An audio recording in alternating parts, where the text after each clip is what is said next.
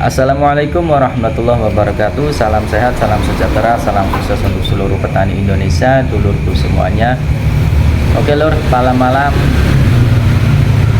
tadi siang tidak kebagian bahan untuk konten karena seharian membantu orang tua panen padi manual ya dulur, karena mesin kombainya telat datang, akhirnya dipanen manual.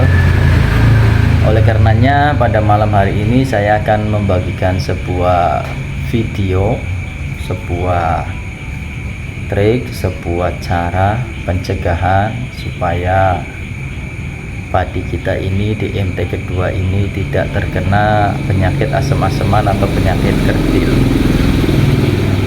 Namun sebelum kita berlanjut ke video selanjutnya, dulu semua ke pembahasan ya, intinya dukung terus channel Tani Desaku dengan cara like, comment, subscribe, dan juga share video ini. Mudah-mudahan video ini bisa bermanfaat untuk dulurku semuanya.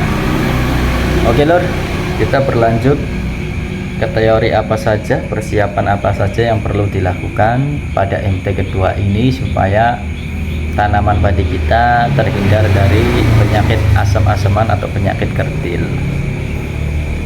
Oke lur, pertama, kalau MT 1 setelah panen ya, itu biasanya lahan kita kan lahannya basah atau tanahnya sangat gembur, diinjak pakai kaki juga langsung, kalau tanahnya dalam ya kakinya langsung lumayan ya terceburnya kedalamannya.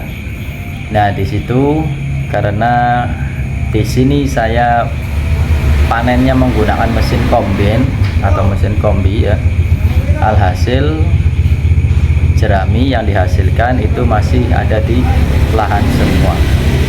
Nah bagaimana caranya supaya jerami ini nanti terjadi proses pembusukan cepat dan nanti tidak berimbas ke tanaman padi kita. Oke, langkah pertama dulur yang perlu kita lakukan ya, setelah olah lahan atau sebelum olah lahan, alangkah baiknya tanah kita beri bakteri dulu, bakteri pengurai ya dulur, yang mana pasti dulur semua tahu, yaitu yang murah-murah aja, yaitu bakteri pengurainya E4 aja dulur. Tapi sebelum kita menyemprot E4, kadang-kadang bakteri dalam kemasan E4 ini bakterinya tidur, kita bangunkan dulu dulur. Kita campurkan E4 ini dengan molase atau gula merah di ember yang 5 liter lah kapasitasnya, air 2 liter, E4 1 liter kita masukin semua, dan molasenya 200 ml kita masukkan, aduk merata, diamkan selama 1 malam, baru paginya kita semprotkan ke lahan dengan takaran 200 sampai 500 ml per tangki lor.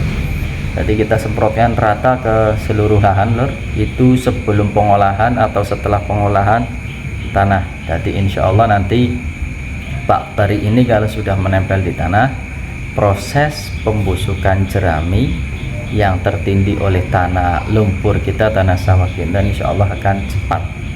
Biasanya misalkan membutuhkan 2 minggu sampai 3 minggu proses pembusukan. Kalau dikasih dengan bakteri, insya Allah jarak 1 minggu sudah mulai proses pembusukan dan sudah bagus lah, sudah bekerja dengan sangat bagus.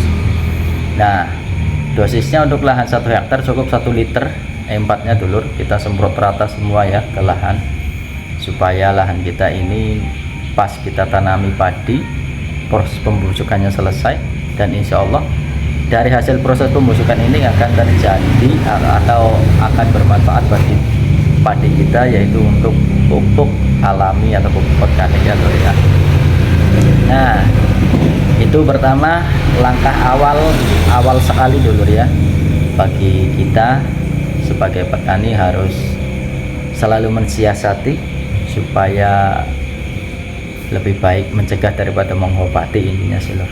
Setelah itu kita lakukan, dan untuk menangguh lagi ini dulur, untuk pencegahan lagi, setelah kita melakukan penanaman padi, usahakan lahan kita keringkan.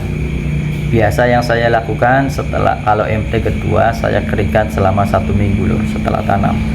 Tidak saya masukkan air kecuali kalau ada hujan. Itu sih tidak disengaja. Tapi kalau masukan dari irigasi, saya tutup total selama 1 minggu sampai benar-benar kering. Setelah 1 minggu baru kita masukkan air, jangan lama-lama loh, cukup 2 hari 2 malam.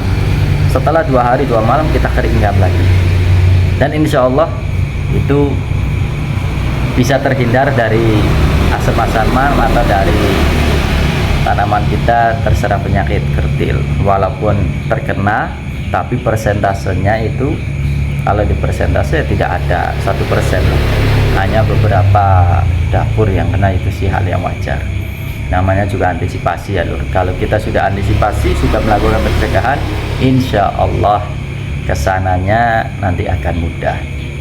Nah itu tadi yang kedua, melakukan proses pengeringan. Dan bagi dulurku semua yang irigasinya bocor atau tidak bisa dikeringkan, ini langkah yang ketiga dulur, buat selokan di lahan sawah kita yang sudah ditanami padi. Jadi setelah penanaman padi selesai tetapi irigasi kita tidak bisa dimanipulasi atau tidak bisa ditutup, salah satu caranya yaitu buat bendengan, buat kalenan supaya air ini fokusnya tidak menyebar ke lahan yang lain, tapi fokusnya ke kalenan tersebut dan supaya terbuang. Insya Allah nanti kalau airnya mengalir di kalenan tersebut, lahan yang di atasnya akan kering lur, dan insya Allah akan terhindar dari penyakit asam-asaman atau penyakit kertil. Oke lur, apa sayang? Oh iya. Iya ini jagoan lur. Oke lur, itulah dia tadi sebuah teori, sebuah langkah, sebuah trik supaya padi kita terhindar dari penyakit kertil atau penyakit asam-asaman di MT yang kedua. Mudah-mudahan info ini bisa bermanfaat untuk dulurku semuanya, dan saya doakan untuk dulur-dulur semua, mudah-mudahan di MT yang kedua ini tanaman padinya bagus, tanaman padinya subur, dan panennya melimpah. Amin Allahumma amin. Sekian lur dari saya, karena jagoan ini mau tidur. Mohon doa, mohon maaf. Wabillahi taufiq wal hidayah. Wassalamualaikum warahmatullahi wabarakatuh. Mantap lur, salam satu lumpur, salam sukses untuk seluruh petani Indonesia.